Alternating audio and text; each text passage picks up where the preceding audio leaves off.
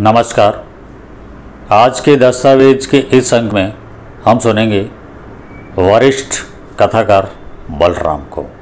बलराम बहुत पत्र पत्रिकाओं का संपादन कर चुके हैं, मसलन सारिका, लोकायत, विश्व लघु कथा कोश, प्रेमचंद रचनावली।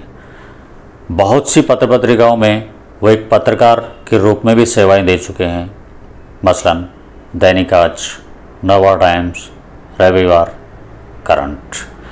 1.5 दर्जन से ज़्यादा पुस्तकें लिख चुके हैं, जिनमें कथा संग्रह, संस्मरण, भेंट वार्ताएँ, रिपोर्टाज।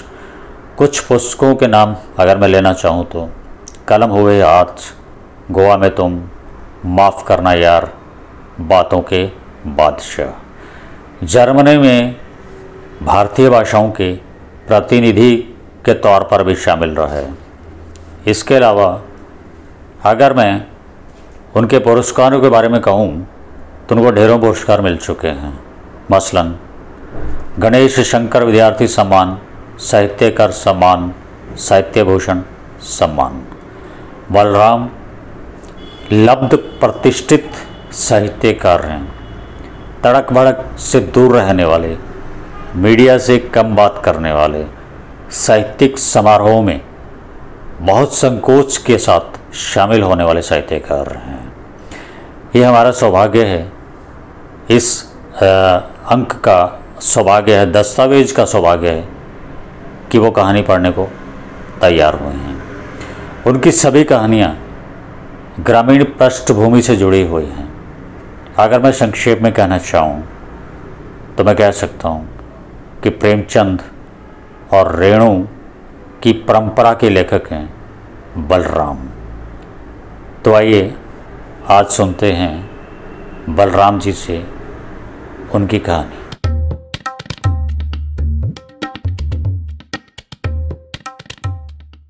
कहानी पढ़ रहा हूँ। शीर्षक है फर्क। पहले ही बता दूं कि टाइम से इसलिए नहीं जुड़ी थी कि पत्रकारिता या लेखन को लेकर मेरे कोई सपने थे, या मैं कोई जन्मजात लेखिका थी, अथवा पत्रकारिता मेरे बाप दादों की पुश्तैनी जीविका थी। न मम्मी ने और न ही पापा ने चाहा या सोचा था कि मैं पत्रकारिता को पेशे के तौर पर अपनाऊं। इन बातों में कोई भी बात ऐसी नहीं है जिससे मैं दूर दराज का भी अपना कोई रिश्ता कायम कर सकूं। सच तो ये है कि पत्रकारिता से पढ़ने लिखने का जितना अधिक संबंध है, मेरे बाप दादों को पढ़ने लिखने से उतनी ही विरक्त थी, बल्कि कहिए चिढ़ थी। लेकिन जैसे ही अंग्रेज़ों की ग़ुलामी से देश आज़ाद हुआ, सरकार ने पढ़ने लिखने की कुछ ऐसी हवा चला दी कि हिंदुस्तान का घर घर शिक्षा की रोशनी से जगमगा उठा। हवा चली थी तो फिर चलकर हमारे गांव कस्बे तक भी आनी ही थी, और घर की बड़ी संतान होने के नाते मुझे स्कूल जाना ही था। जाना था तो स्कूल गई और फिर कॉलेज भी। अभी एमए कर ही रही थी कि एक्सीडेंट में पापा की मौत हो गई। घर में कमाने वाले मात्र वही थे, सो घर पर कठिनाइयों का पहाड़ टूट पड़ा। दिल्ली के YMCA में जर्नलिज्म में एडमिशन दिलवा पाने में मामा जी सफल हो गए, और फिर डिप्लोमा पा लेने के बाद टाइम से ट्रेनी जर्नलिस्ट के रूप में उन्होंने ही जोड़ दिया था, अन्यथा दिल्ली मेरे लिए बहुत दूर थी। हमारा दफ्तर मुख्य सड़क पर है, बस स्टॉप के एकदम सामने। खिड़की के सामने वाली कुर्सी पर बैठी अखबार के पन्ने पलट रही थी। दिमाग पर जोर डालकर कुछ सोचते हुए नज़र उठाकर सड़क की ओर देखने लगी। अर्थी पर नज़र पड़ी तो एकाएक दिमाग में सवाल उठा, क्या दिल्ली में भी लोग मरते हैं? दिल्ली आए यही कोई 1.5 साल हो गया है। इस दौरान मैंने पहली बार कोई अर्थी देखी। कितनी भीड़ है यहाँ, लगता ही नहीं कि दिल्ली में रहने वाले मरते भी होंगे। दिमाग में अपने छोटे से गंवई कस्बे के कुछ दृश्य उभर आए। कहीं दूर से उभरती राम नाम सत्य है की आवाज़ जो तेजी से करीब आती प्रतीत होती। तब मम्मी के मुंह से निकलता, कौन चला गया इतनी सर्दी में, या किसका काल आ गया इस बारिश में, या फिर कौन चल दिया दिवाली के दिन। वैसे तो अक्सर मालूम ही रहता कि कौन गुज़र गया। बहुत छोटा भी नहीं था हमारा कस्बा, लेकिन किसी भी परिवार में कोई गुजर जाता तो खबर हवा की तरह सभी के पास अपने आप पहुंच जाती। सुबह 7 बजे से पहले यदि कोई दरवाजे पर दस्तक देता तो हम दरवाज़ा खोलने नहीं जाते, प्रायः पापा ही जाते। तो मम्मी पूछती, कौन चला गया इतनी सुबह। पापा आशंका जताते, महेश की हालत ख़राब थी, रात कहीं गुजर तो नहीं गया। दरवाज़ा खोलने पर जान पहचान के 2-4 लोग सामने होते और महेश के गुजर जाने की सूचना तो देते, लेकिन कोई अंदर नहीं आता। पापा भी जल्दी से कपड़े बदलते और जूते पहनकर उन लोगों के साथ चल देते। मम्मी की दिनचर्या भी उस दिन बदल जाती। सामान्य दिनों में वो सारे काम निपटाकर सुबह 9 बजे तक नहा लेती, लेकिन ऐसे दिनों में वह दूसरे काम तो करती रहती लेकिन नहाती नहीं थी। फिर मुझे हिदायत देने लग जाती, पापा आएंगे तो उन्हें यह कपड़े दे देना।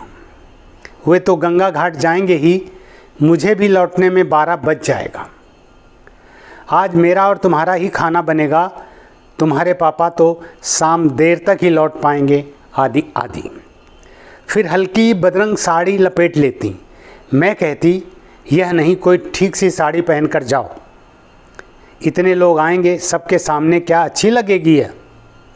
इस पर वे मुझे डांट देती, वहाँ क्या किसी की शादी हो रही है, किसी को होश ही नहीं होगा किसी की साड़ी वाड़ी देखने का। मैं कहती, अच्छा चाय तो पीकर जाओ। तब वह फिर मुझे समझाती, ऐसे में मन नहीं करता कुछ खाने पीने का, अब लौट कर ही पीऊँगी चाय भी। कहकर वे भी पापा की तरह तेज़ कदमों से निकल जाती, मानो वहाँ उनका भी इंतज़ार हो रहा होगा। मैं भी अपने कामों में लग जाती। कोई दरवाज़ा थपथपाता, अरे गुड़िया तेरे पापा हैं घर में। दरवाज़ा खोलते हुए मैं कहती, पापा तो नहीं हैं। अच्छा चले गए, ठीक है दरवाज़ा बंद कर लो। किसी को बताने की ज़रूरत नहीं पड़ती थी कि पापा कहाँ गए। पूछने वाला स्वयं समझ जाता कि आज सब लोग कहाँ गए होंगे। फिर 11-12 बजे के आसपास पापा आते और बहुत जल्दी में कहते, ला मेरे कपड़े दे, और फिर कुछ रुपए लेकर चल देते। पापा चाय तो पी लो।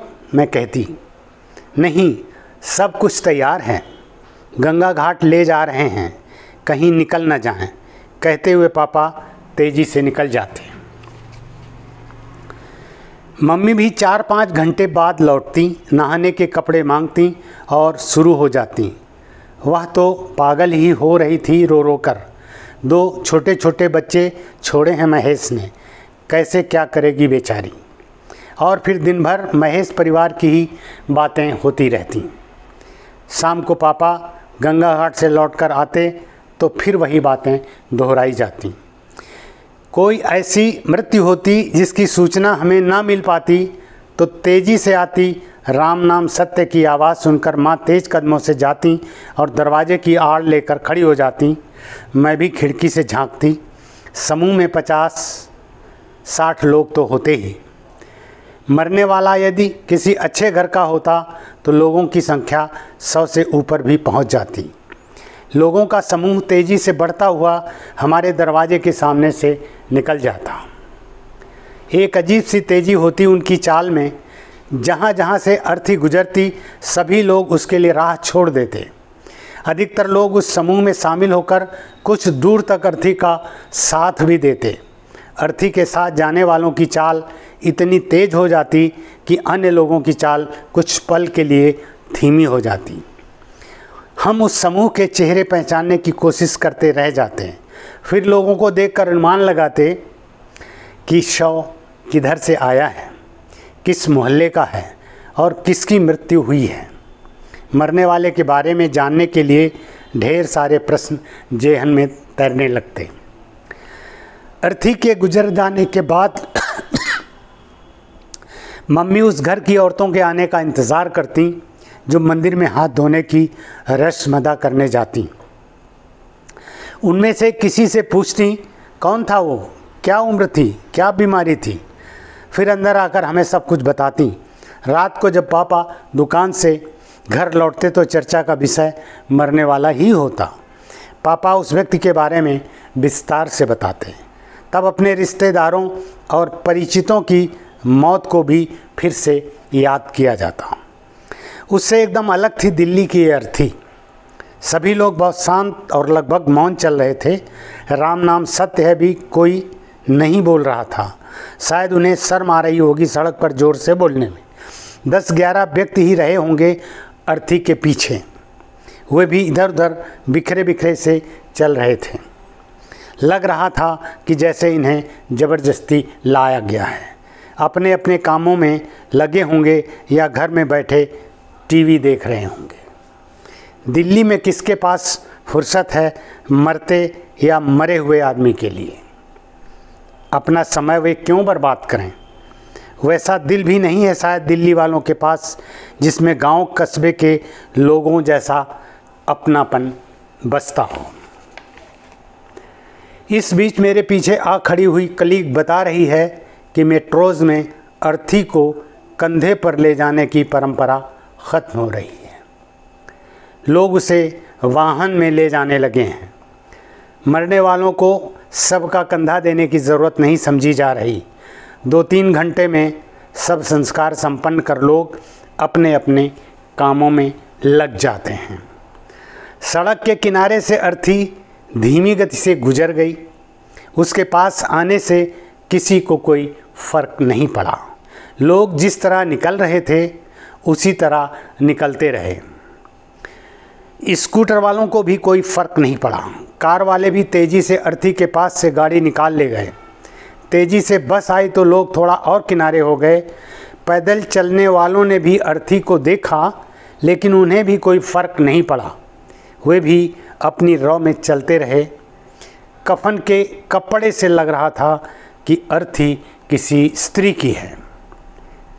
मेरी मम्मी स्त्री की अर्थी को विवाह के समय उठी उसकी डोली का अंतिम अध्याय कहते हुए मानती हैं कि लड़की की डोली उठते समय पिता की आंखों से आंसुओं की धार बहनी ज़रूरी है, लेकिन मेरी डोली उठते समय पापा तो होंगे ही नहीं, सिर्फ मम्मी के आंसू बहेंगे।